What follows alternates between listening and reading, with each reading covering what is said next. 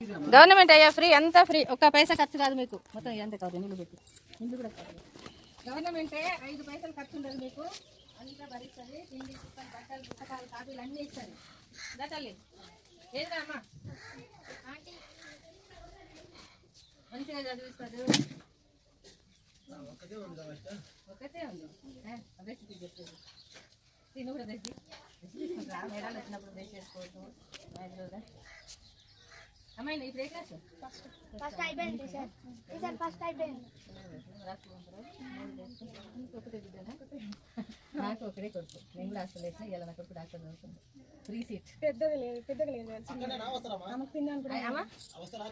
అక్కడే మేము స్కూల్కి పంపిస్తాము. మీరు ఏ స్కూల్ అంటే ఆ స్కూల్లో పంపించి తర్వాత మా దగ్గరకు వచ్చి ఇక మీరు ఎట్లా చూసుకుంటారో మేము అట్లా చూసుకుంటాం. తిని మేము పెడతాం, మంచిగా వండి పెట్టి జరుగుతుండాలి. మనం వారం వారం చూసుకున్నాం. ఉండలేదు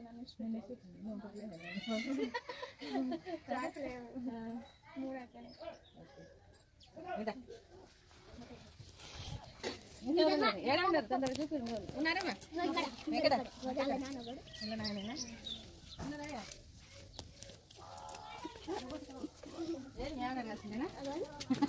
హాస్పిటల్ పంపుతా అంటలేనా?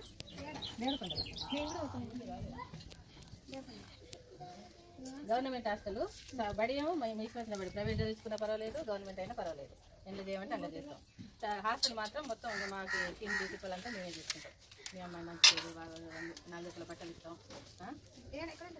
మన ఢిల్లీ రోడ్కే ఉంటుంది ఎల్ఐసి ఆఫీస్.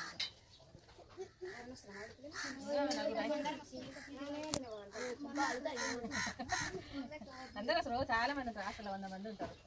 ఇప్పుడు మన పెద్దమ్మల నుంచి ఉన్నారు. బడి గవర్నమెంట్ బడి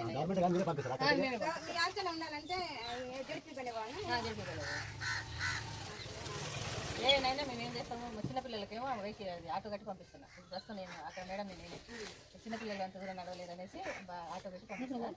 మళ్ళీ సాయంత్రం తీసుకొస్తాను. అట్లా అంటే జాగ్రత్తగా తీసుకుంటాం. మీకు ఆ బాధ లేదు. మీ పిల్లని ఎంత భద్రంగా తోలిస్తున్నా అంత భద్రంగా మీకు చెప్పి.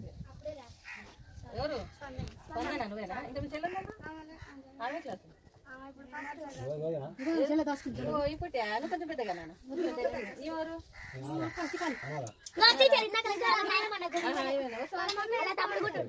ఏం పేరు చెప్పు. ఏ కావే మంచిగా నిలబడి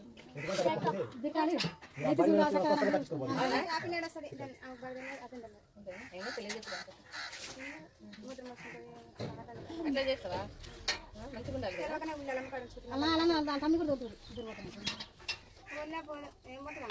పేరైతే రైస్ చూద్దాం. ఏం పేరు?